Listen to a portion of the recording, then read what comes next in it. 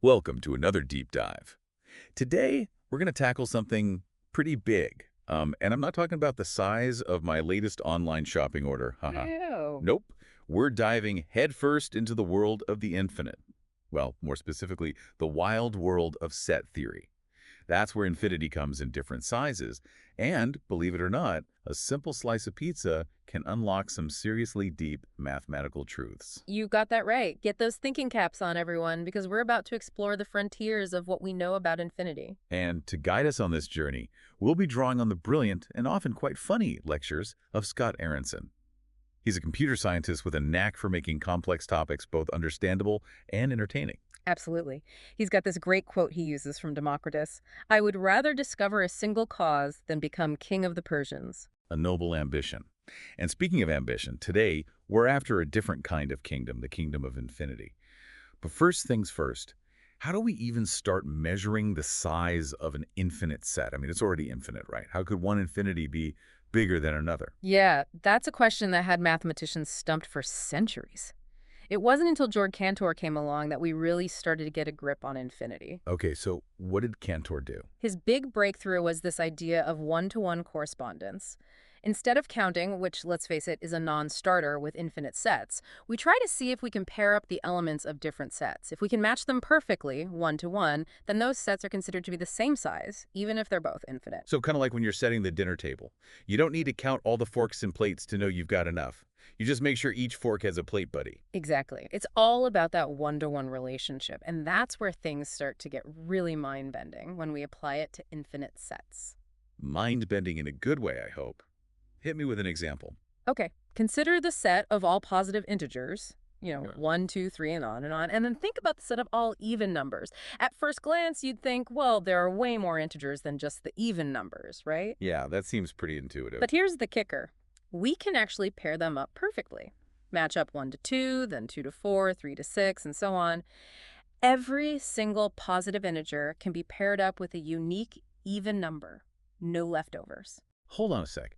Are you saying that even though there are infinitely many integers and infinitely many even numbers, they're, in a way, the same size of infinity? You got it. And it gets even wilder. Now, consider the set of all rational numbers, Yeah. which means any number you can represent as a fraction. You'd think there'd have to be more of those than integers, right? Oh, for sure. I mean, just between 1 and 2 alone, you've got an infinite number of fractions you could squeeze in. Right. But guess what? Aronson describes this neat way of listing out all the rational numbers, all those fractions.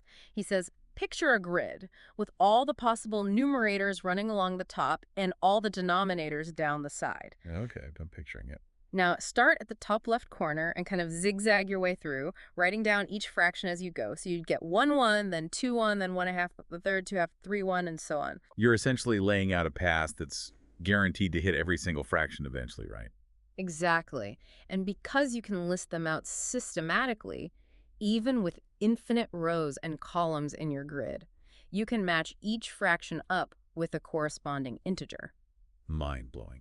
So you're telling me that even the set of all rational numbers, as gigantic as it seems, is still the same size as the set of integers? That's the surprising truth. We've got all these different types of infinity integers, even numbers, all those fractions, but they all seem to belong to the same club. Okay, I'm starting to see where you're going with this. This club we found ourselves in, I have a feeling it has more than one member. Oh, you're definitely onto something. And believe me, things are about to get even more interesting.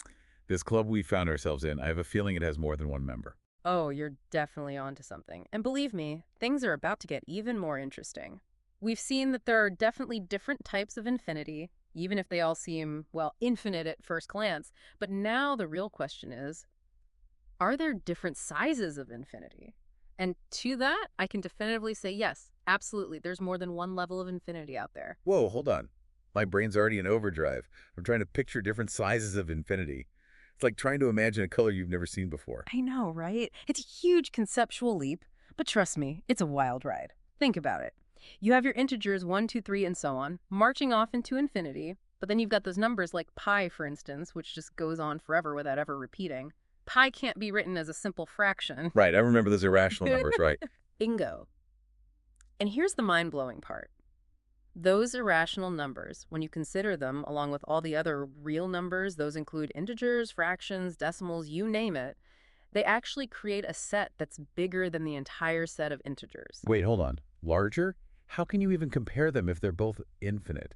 It's like saying a bottomless pit is deeper than another bottomless pit. That's where Cantor comes back in with his revolutionary proof. It's called Cantor's diagonalization argument, and it's basically a way of proving that the set of real numbers is what we call uncountably infinite. It means there's absolutely no way to list them all out in a way that you can match them one-to-one with those integers. So there are more real numbers than integers, even though both are infinite. That makes my head spin. How does this proof even work? Okay, imagine you somehow had a list of all the real numbers, just between 0 and 1 for starters.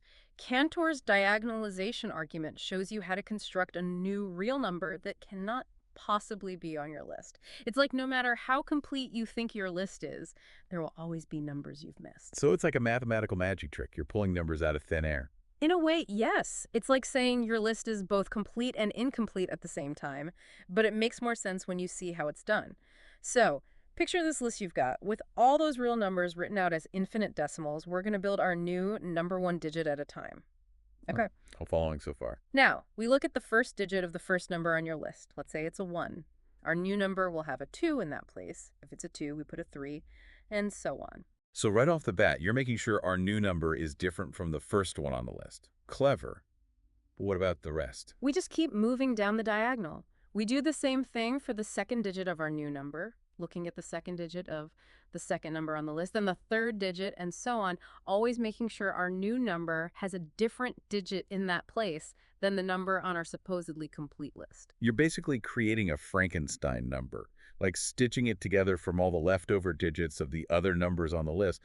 I can see how this new number couldn't have possibly been on the list to begin with. Exactly. That's the beauty of it. It proves that there's no way to make a complete list of all the real numbers, no matter how hard you try, because Cantor's method will always let you find a missing one. Wow, okay.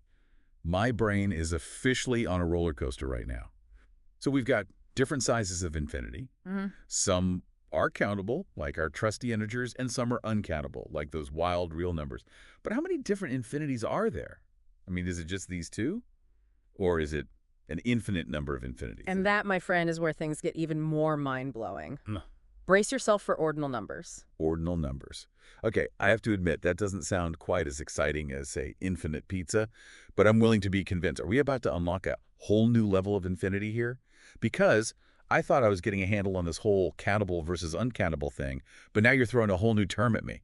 Well, ordinal numbers are kind of a way to wrangle all these infinities, to bring some order to the, shall we say, infinite chaos. You see, with our everyday numbers, our natural numbers 1, 2, 3, and so on, we usually think about them as quantities.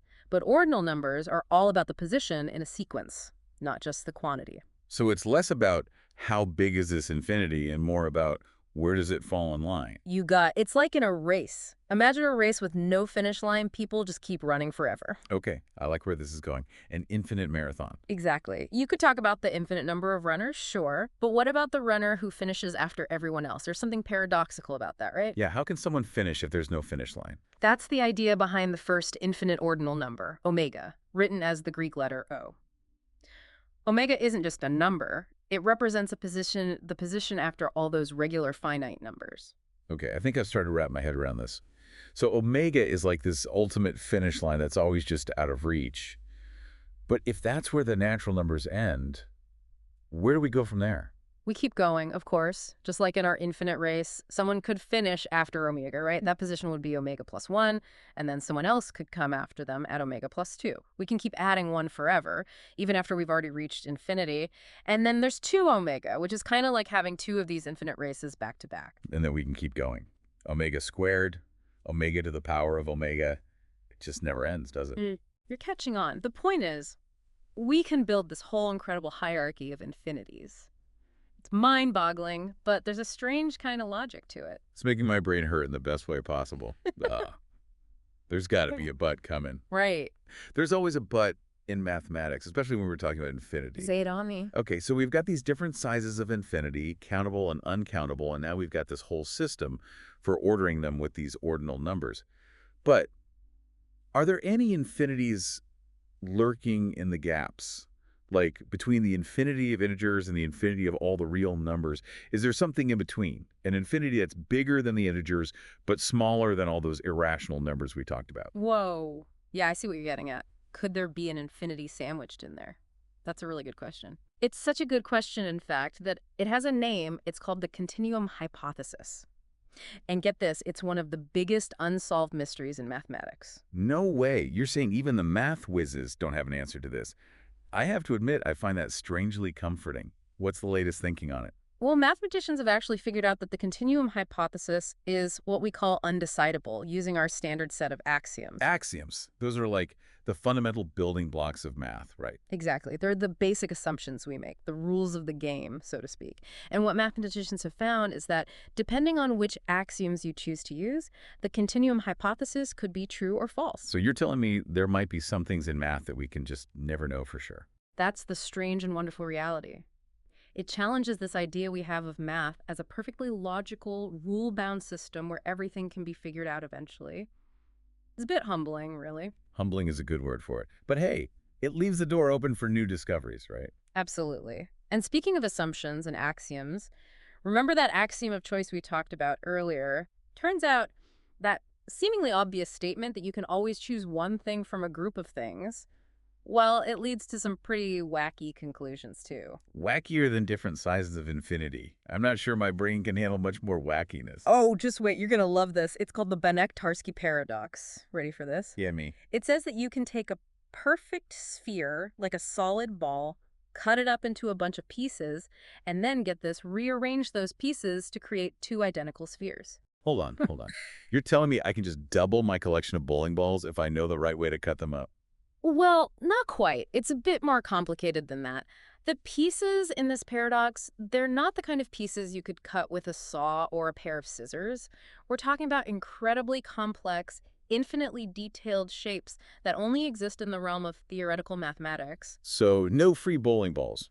Bummer. Mm. But I'm still completely baffled by this whole idea that you could duplicate a sphere that way. It really highlights how mind-bending the world of infinite sets can be. Intuition kind of goes out the window when you're dealing with these concepts. That's for sure. Well, listeners, after that whirlwind tour of infinity, I don't know about you, but I need to lie down and maybe a strong cup of coffee. We've explored different types of infinity, we've wrestled with uncountable sets, and we've even dipped our toes into the strange world of axioms and paradoxes. We've only just scratched the surface, really. There are entire branches of mathematics dedicated to exploring these concepts in even greater depth. So much to learn, so little time. If your brain isn't already doing backflips after that deep dive into the infinite, well, you're a braver soul than me. Until next time, keep exploring, keep asking questions, and never be afraid to dive headfirst into the unknown.